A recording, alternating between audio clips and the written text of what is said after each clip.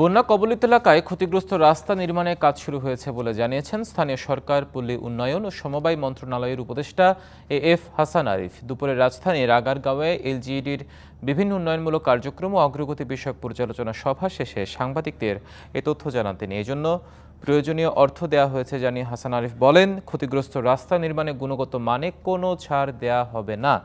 প্রযুক্তি ব্যবহার করে বন্যার পানির স্বাভাবিক প্রবাহ নিশ্চিত করা হবে। এছাড়া দরপত্র প্রক্রিয়ায় স্বচ্ছতা নিশ্চিত করা হবে। এলজিইডির সব কাজে সব ধরনের দুর্নীতি বন্ধ করা হবে বলেও হুঁশিয়ারি দেন স্থানীয় সরকার উপদেষ্টা।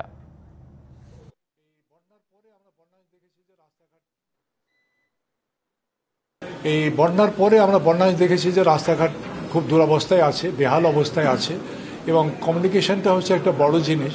এটা পুরো সমাজকে অ্যাফেক্ট করে। ডিটেলসে যাওয়ার দরকার নেই। গ্রামের সবজিটা ঢাকায় আসে যদি রাস্তা ভালো থাকে। তো সেই জন্য রাস্তাঘাটের দিকেই আমি ইঞ্জিনিয়ার সাহেবকে বলেছি, চিফ ইঞ্জিনিয়ারকে বলেছি যে এইটা আপনি টপ প্রায়োরিটি দেবেন।